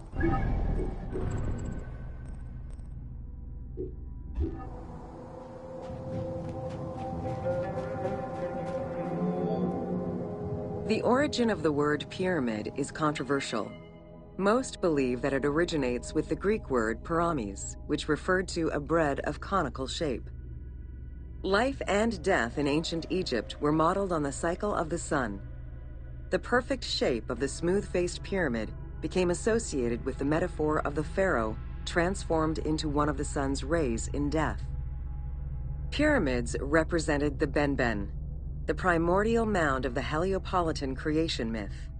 These stories permeated every aspect of Egyptian life to a greater or lesser extent.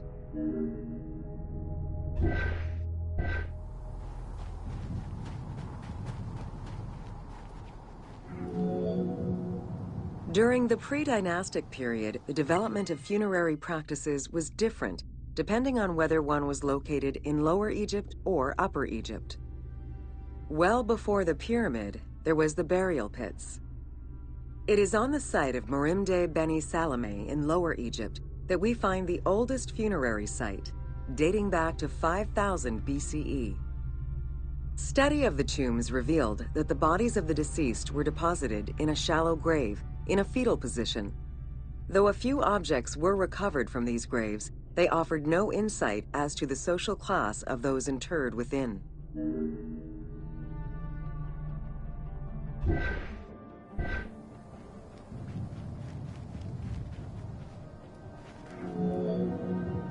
In Upper Egypt, pre-dynastic practices are easier to study, but reveal more complex funerary rites. They are divided into 2 cultural phases, Badarian and Nagata. The Badarian phase ranged from 4400 BCE to 3800 BCE. Small necropolises were discovered on the outskirts of villages, revealing the emergence of a funerary cult. The bodies of the deceased were lowered into an oval grave and covered with goat or gazelle skins. Items needed in everyday life were added alongside the body.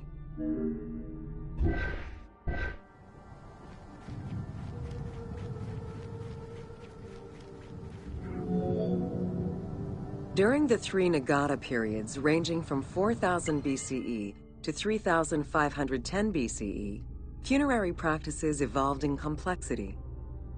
The shape of tombs changed from oval to rectangular, mimicking the homes of the living. The size of the burials increased and funerary items became more stylized and numerous. Tombs gained complexity with masonry, wooden veneers, or raw bricks added to strengthen the structures. In time, socially stratified necropolises emerged. For example, in Hyrcanopolis, the elite and commoners had separate necropolises.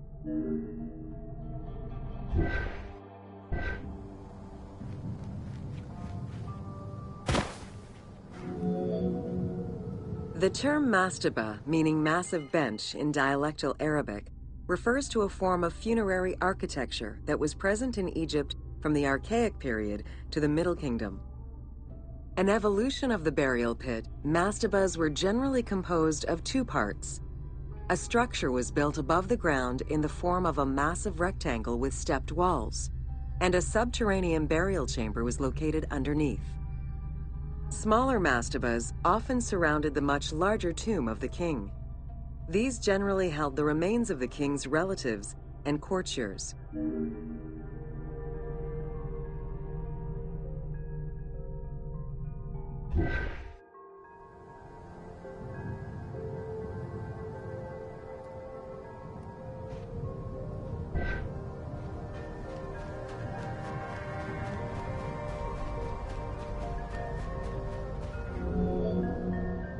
The arrangement of the substructure of the mastaba evolved during the course of the Old Kingdom. From the 5th dynasty onwards, mastabas often featured multi-roomed substructures, with sometimes up to 30 rooms. Also, the quantity and quality of decorated surfaces increased noticeably, as well as the number of statues found within.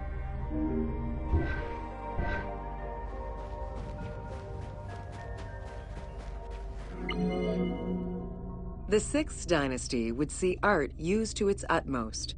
The entire surface of a mastaba would be covered in scenes of daily life, illustrating the prosperity of those lucky enough to comfortably spend eternity near the pyramid of a pharaoh. The best example of this type of mastaba is the tomb of Mereruka in Saqqara.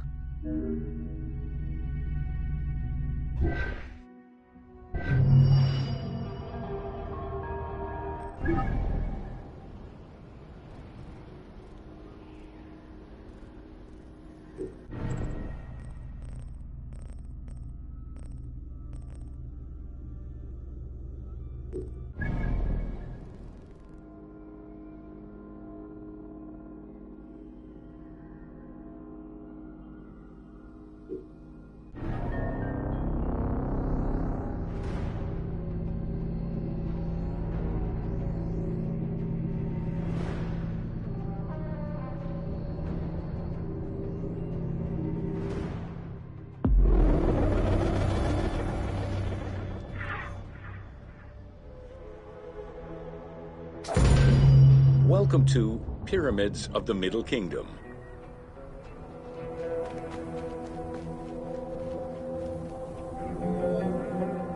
During the Middle Kingdom era, the powerful rulers of the 12th dynasty resumed the tradition of elaborate pyramidal tombs. For example, Amenemhat I built a funerary complex in Lisht, and Senusret II selected the Elahun site in the Fayum. Amenemhat II and Sesostris III, however, cast their favor towards Dashur. Amenemhat III built a pyramid there as well before moving to Hawara in the Fayum.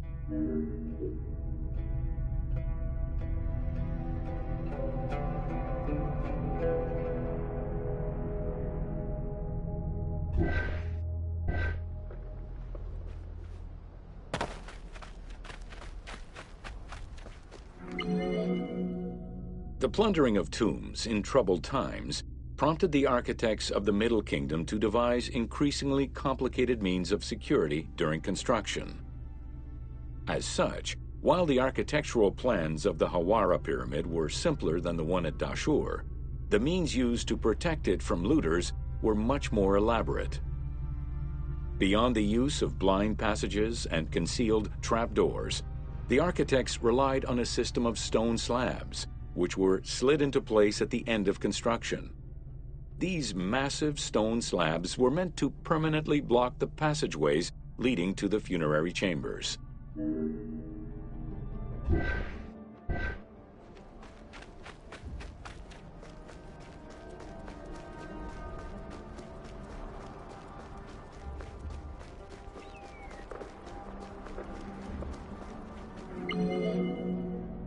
The kings of the 13th dynasty began building their pyramids at Masguna, south of Dashur, then moved on to Fayum and Abydos. The kings of the 17th dynasty, however, satisfied themselves with crowning their cave tombs with small pyramids of raw brick. The kings of the 18th dynasty gave up the shape of the pyramid as a royal tomb entirely. They chose a mountain with a pyramidal shape in the Valley of Kings and dug their graves there.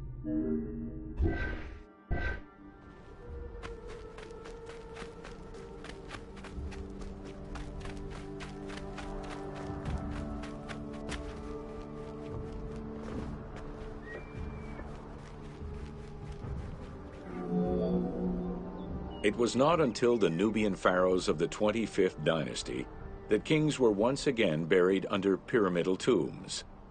In fact, today, the area of ancient Nubia, modern Sudan, contains a record number of 220 known pyramids to Egypt's 138. Despite their slow decline in use and quality, pyramids continued to fascinate all and sundry up to the Roman era. They remain to this day a symbol of the religious dedication of the pharaohs and the grandeur of ancient Egypt.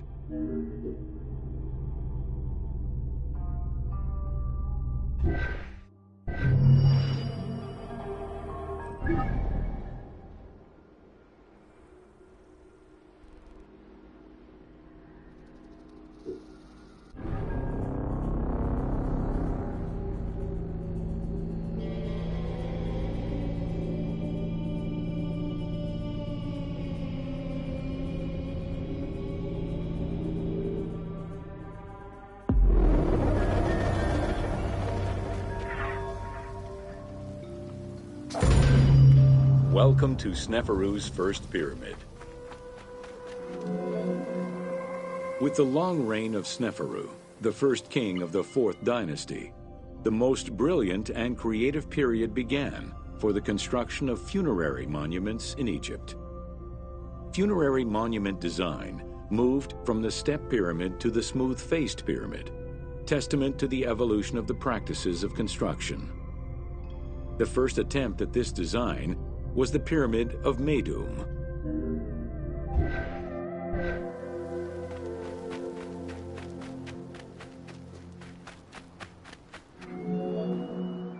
While Sneferu's monument started as a 7-stepped pyramid, it was later altered into an 8-stepped structure.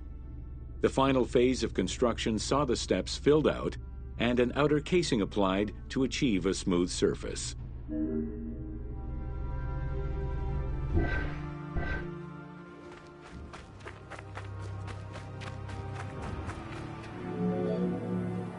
The smooth dressing of the walls did not provide sufficient bonding, however, and the outer casing did not rest on sound foundations. As a result, the bases of the 4 outer buttress walls gave way, causing the walls to slide down and collapse.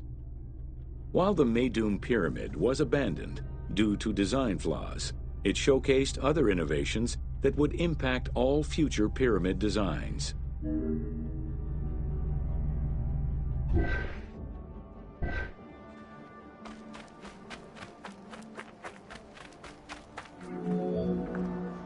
As well as the smooth sides, it was the first time a ceremonial pavement was built, leading from the valley to the temple of the pyramid.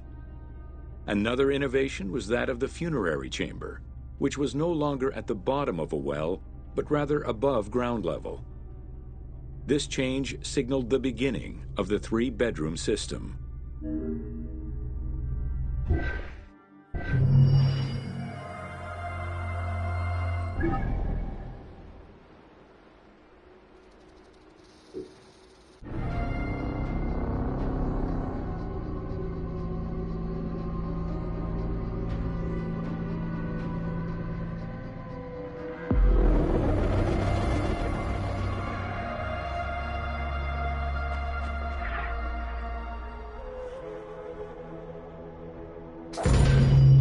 Welcome to the Bent Pyramid of Dashur.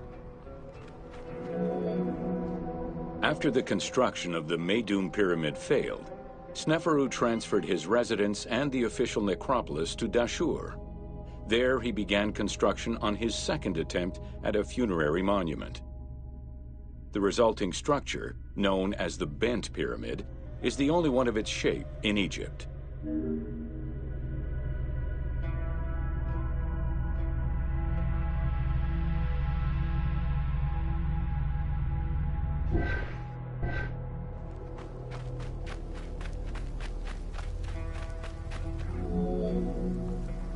Though the pyramid also proved unstable and was abandoned, it marked a technical and architectural breakthrough.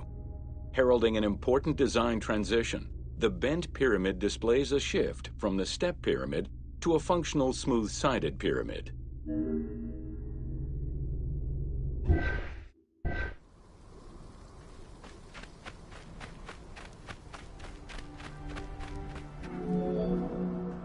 The Bent Pyramid was unique in having two separate entrances, one on the northern face and another on the western face. The chamber of this pyramid was too small for a human burial. It was probably meant for the burial of a statue designated to house the Ka, the vital spirit of the deceased king.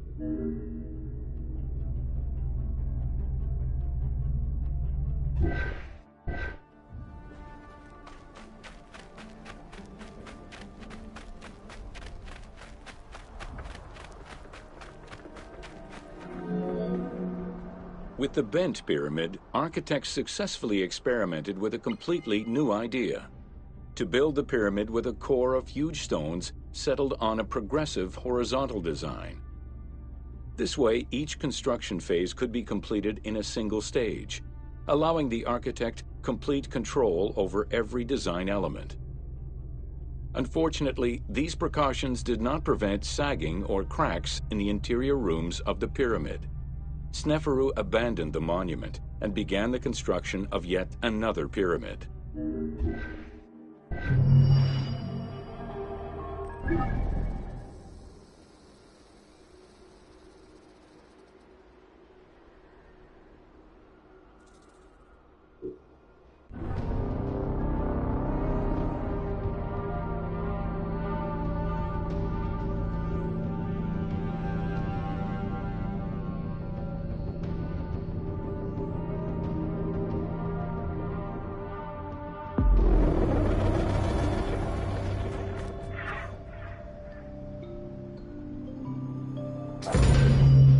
Welcome to the Red Pyramid of Dashur.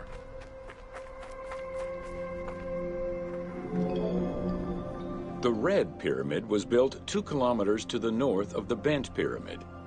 It was so named due to the reddish limestone used in its construction. The Red Pyramid reached a height of 105 meters. While the ground level of the Red Pyramid is lower than that of the Bent Pyramid, its height is virtually the same. The task of making the pyramid a geometrical, true flat-face pyramid brought about yet another new design concept: the use of casing blocks.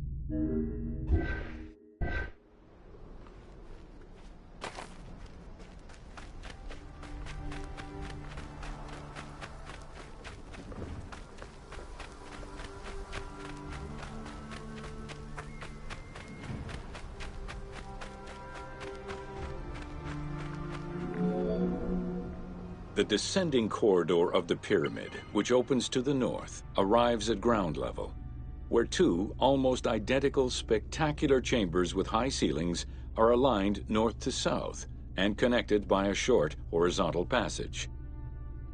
In the south wall of the second chamber, accessed by a staircase, another corridor leads to the final chamber, which is built within the masonry of the pyramid itself and aligned east to west.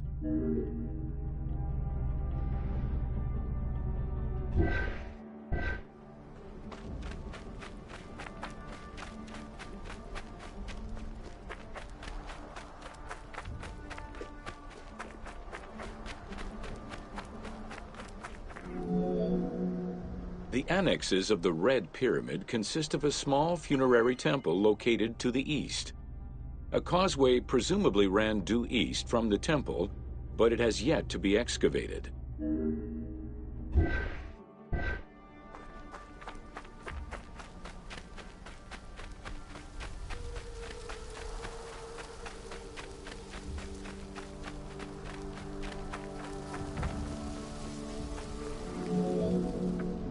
The Red Pyramid was structurally sound, and once finished, marked a remarkable design milestone. Finally successful in his attempts to build himself a suitable funerary monument, Sneferu knew his future beyond death was assured.